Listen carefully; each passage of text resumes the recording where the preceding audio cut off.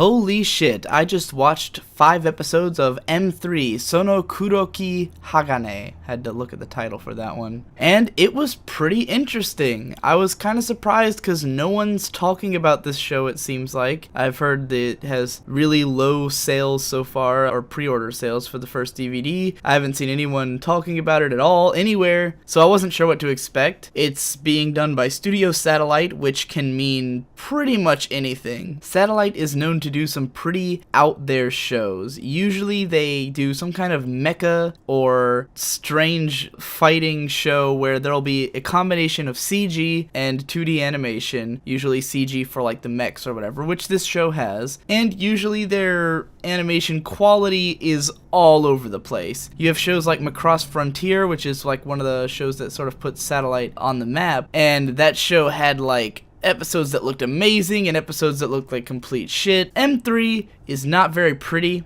at all. There's no moments that I'm like, oh man, that looked really good. Most of it looks kind of ugly, and that's probably got to do with why it's not very popular. Personally, I kind of like the character designs, especially because they have super dark circles under their eyes, which is like my favorite kind of character design. But because they're drawn so inconsistently and so poorly a lot of the time, it's hard for me to be like, oh, I love the character designs. It's like, well, they look good every once in a while, but but what makes this show interesting is not the animation quality or anything, it's the writing. This is the first of the sort of mysterious action shows that I've seen this season that didn't piss me off in any way or strike me as just really weak. It's actually pretty solid. It's got a really dark, disturbing tone, and unlike Selector Infected Weecross or fucking Akuma no Riddle, this show actually is dark and disturbing. Fucked up things actually happen in this show, so that tone feels completely warranted for this series. But it's not over dramatic or over dark either. Like, whereas Weecross feels like every second of the show is just like dripping with this darkness and intensity that is completely undeserved by the actual actions that happen in the show, M3 has moments of normalcy, it has moments of levity, but then when it gets intense, it gets really intense. So it's even more shocking because it's not always in that mode. And though I say moments of levity, I mean that in the best way, because there have been a lot of shows, I mean, this is typical of anime, where shows will have their comedy bits be really stupid, or over the top, or just lame in terms of characterization. This show doesn't have that.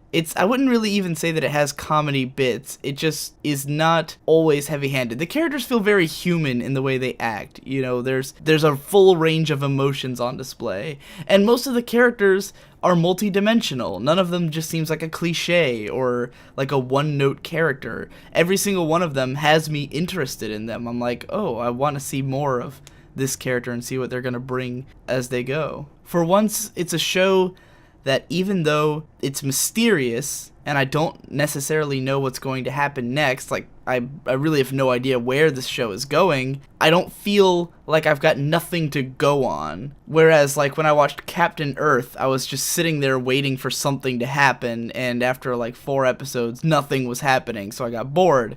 In M3, even though I know there's a lot of things that still need to happen, there's enough for me to be entertained by. There's action going on, there's character development, there's a pretty decently sized cast of all fairly interesting characters who I'm like, ooh, now that I know a little bit more about that character, I want to know even more about that character. I think my favorite thing about the characters in this show is that a lot of them are very perceptive, which is not something you get a lot in anime. These characters catch on to things. They're like, oh, this is really mysterious. This organization we're working for is shady. We should ask questions. We should push the issue. We should call, like, the weirdness around us as we see it. These characters feel real to me in that regard. They feel appropriately reacting to the situations around them. And the command officers that they're working for are not just, like, crazy evil people.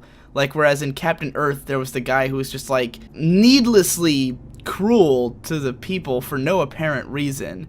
In this show, there is a mad scientist who's trying to push the characters forward, but we get the impression that maybe he's right, because everything he's been doing has been succeeding, and he never interacts with the characters directly. He just kind of pulls the strings and makes sure they push harder and harder into the direction they need to go. There's no clear cut like, these people are good guys, these people are bad guys. The monsters that they're fighting, they figure out from like episode 1 that there's more to these things than meets the eye.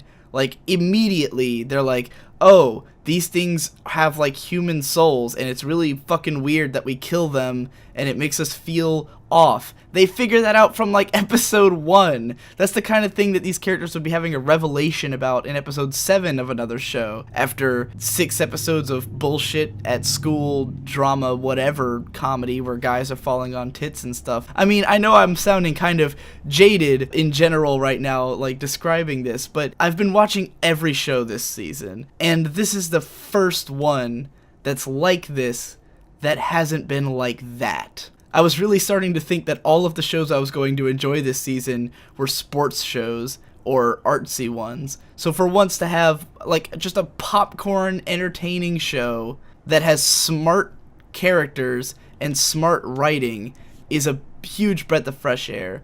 And the fact that it actually is fucked up and disturbing instead of just pretending to be. So overall, while the show doesn't have the best aesthetic, and I have no idea where the plot's really going, so it could go either way. I mean, this could turn into a train wreck eventually if the plot turns out to be really stupid. But as far as interesting characterization goes, a mystery that actually got a hook in me and made me go, I wouldn't mind seeing where this goes, I do recommend M3 if you can handle some really sort of fucked up psychological, almost horror elements to it.